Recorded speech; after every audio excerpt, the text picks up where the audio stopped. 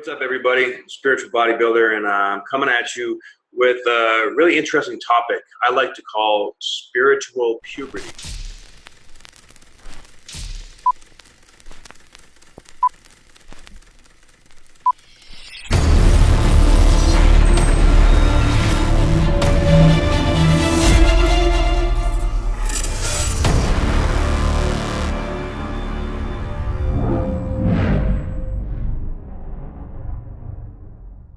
There's a lot of people going through the awakening process right now, right? And it can be a very confusing time and experience, and especially with the energies going on for the next few years. This isn't going away anytime soon. In fact, it's only going to be getting stronger.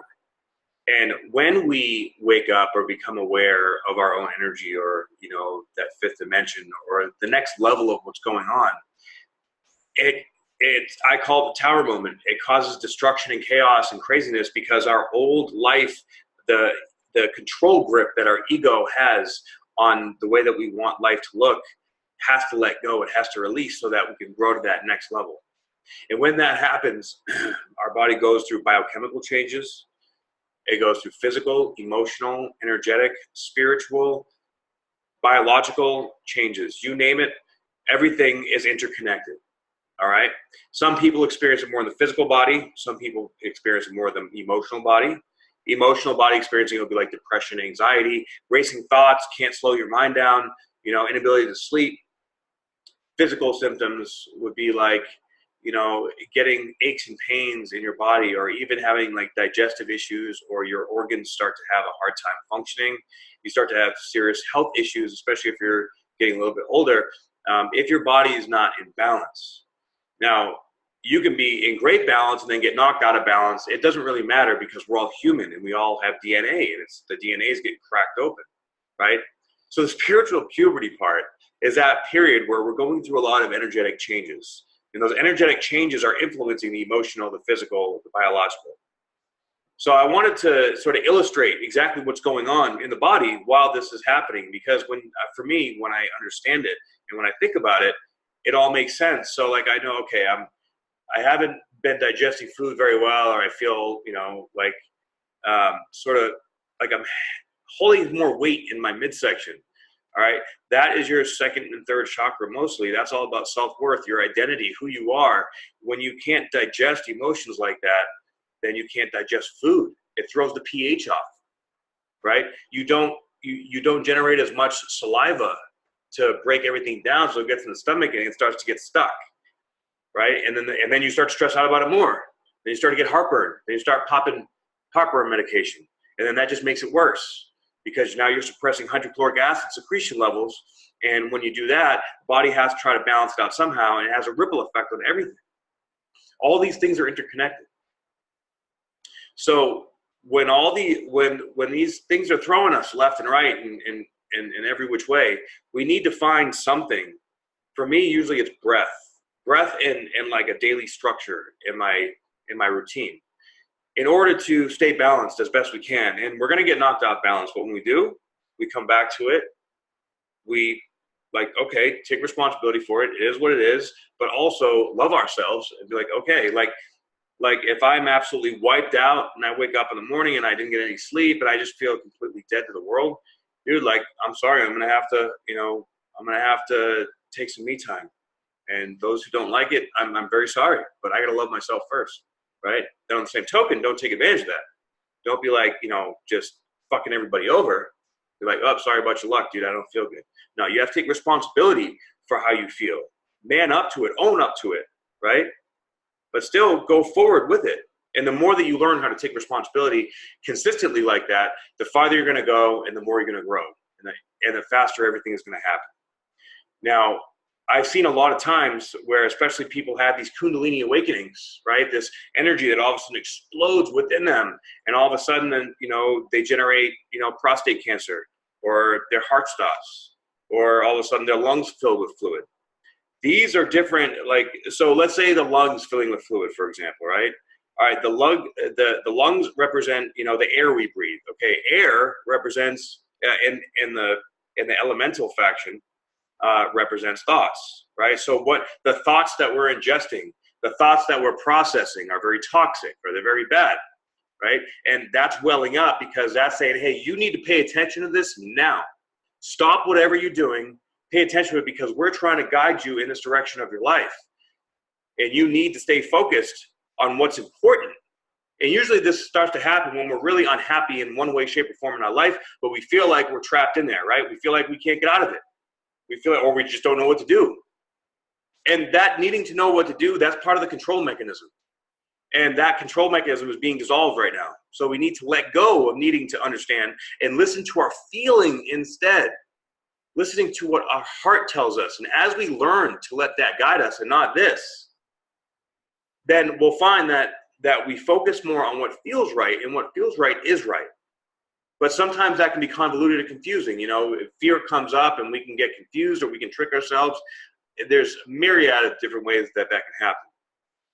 But there are many ways that we can focus and attune ourselves to be energetically balanced, nutritionally balanced, physically balanced, right? So different people respond to different things differently. So you may respond well to yoga, all right? I love to do yin yoga maybe once a week, but anything more than that, I'm sort of, I'm not really into it, but I love to lift weights.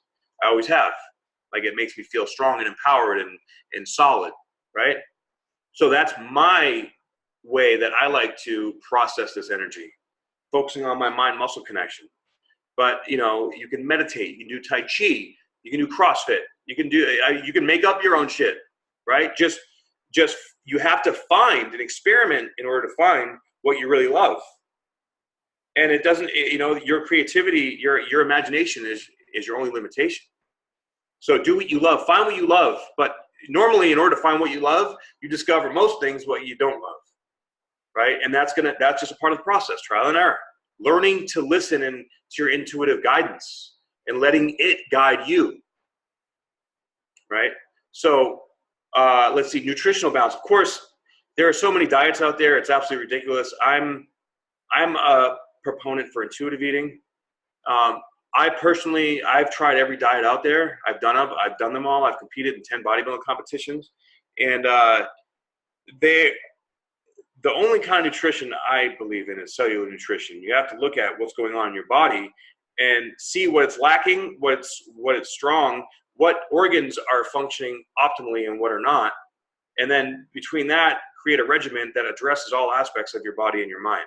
But the cleaner that you eat and the cleaner that your microbiome is, in particular, the cleaner your head's going to be, and the clearer and more focused and able to move forward you're going to be. So if you're finding that you're like craving sweets and you're just like lazy and just want to eat pizza and don't feel like very driven, that's feeding your gut microbiome some pathogenic or imbalanced bacteria, and that is just feeding the dysfunction, right? And there's many ways that we can feed the dysfunction. So when we do find ourselves feeding the dysfunction, we need to catch ourselves. We need to be able to look at those triggers in the face and within us, be like, hey, all right, I'm going to take a step back, take a deep breath.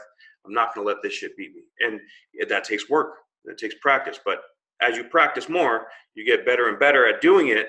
And then it's, after a while, it becomes automatic. It becomes habit. And we're being forced right now. We're being pressurized into that place of, like, are you going to balance out your shit? And are you going to grow through this? Or are you going to let it beat you and bring you back down into another karmic cycle and just live in pain and suffering and fear for the rest of your life? And nobody really wants to do that. But, when you feel weak and you feel low, you feel like there's no way out of it, you don't know what to do. And the key is that there is nothing that needs to be done. And that perspective shift, that understanding will change your entire life. Because that drive that's in us that needs to figure it out, that's what we need to let go of. And there's nothing better at letting go of that than breath, meditation. And there are different things that you can use to help facilitate that: binaural beats, guided meditations, sound baths, singing bowls, even like different aromas like, sage and Palo Santo, Florida water. All these things hold a vibration. And vibrational technology is coming back in a major way, and that's really changing the world right now and helping us to realign. I mean, there is no such thing as disease. It's all just imbalance. Disease is a made-up word to control us, to make us fear shit, okay? Cancer is the body responding to an imbalanced catalyst. So we need to look within and see what imbalanced catalyst are we inviting in that's trying to teach us a lesson. And in different organs, say it's in your genitalia, in your testicles, or in your ovaries. Okay, that has something to do with your sexuality. What are you not okay with, or what are you not processing, or like looking at in a positive way, or dealing with about your sexuality? And those can be hard, especially with all the conditioning from growing up. So the key is to letting go, right? And really try taking a different look at the human body and the human mind when it comes to growth and when it comes to consciousness and life itself. All right. As we grow, as we evolve, we start to really see these synchronicities and these things coming into our lives. And they are our teacher. That's Earth School. The triggers are the guide. So everything that you want is found in going toward that trigger. So I gave you a couple examples of how things may affect, but that can pertain to virtually any number of scenarios. So if you have a scenario of your own, feel free to comment, and I'll help to clarify and give you some guidance on exactly what that might mean that you're going through and dealing with. And of course, also too, astrology readings or natal chart readings are a really great way to be able to identify the energies that are going on in your life and the karmic lessons that you're meant to learn right now. And I can do that for you if you go to trinityfitnessastrology.com and sign up with me for a session. And I hope this information was useful and helpful. If it was, please like, share, and subscribe. And I'll catch you guys later. Much love. Thank you.